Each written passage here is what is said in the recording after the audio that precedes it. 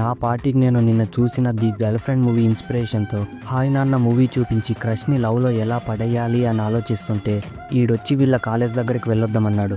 ఇంకా సిగ్గు లేకుండా కాలేజ్లో అమ్మాయిలు ఉంటారని బైక్ తీసుకొని కాలేజ్ దగ్గరికి పయనమైతిని. కట్ చేస్తే కాలేజ్లో అమ్మాయిలు కాదు కదా, ఒక అబ్బాయి కూడా లేడు. కాలేజ్లో మిడ్ ఎగ్జామ్స్ కండక్ట్ చేస్తున్నారని అందరూ కాలేజ్ బంక్ కొట్టి సినిమాకి వెళ్ళారంట. ఇంకా చేసేదేం లేక కాలేజ్లో వర్క్ కంప్లీట్ చేసుకుని రెండోసారి ది గర్ల్ ఫ్రెండ్ మూవీకి వచ్చేసాను. టికెట్ తీసుకుని లోపలికి వెళ్ళి చూస్తే ఆఫ్టర్నూన్ తినే లంచ్ బాక్స్లను టిఫిన్ తినే టైంలో తింటూ మా ఏరియా తమ్ముళ్ళు కెమెరాకి దొరికిపోయారు. కొత్త చెక్కేస్తారులే ఈ రోజంతా. ఇంకోడు మమ్మల్ని చూసి పరారీలో ఉన్నాడని ఇక్కడున్న వాళ్ళు చెప్పారు. ఇదిగో ఈడే ఆడు. ఇంకా ఫైనల్గా మూవీ అయిపోయి బయటకు వస్తుంటే 7 అమ్మాయిల్ని మోసం చేసిన వీడు కూడా ట్రూ లవ్ గురించి మాట్లాడుతూ కెమెరాకి పట్టుబడ్డాడు.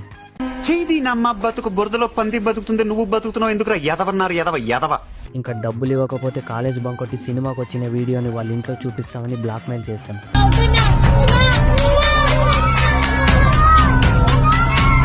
ఒక్కోడి దగ్గర 100 రూపీస్ దుబ్బేసి రెస్టారెంట్లో బిర్యానీ తినేసి వీడియో అప్లోడ్ చేసేసాం. అయినా కూడా వదలలేదు నాకు.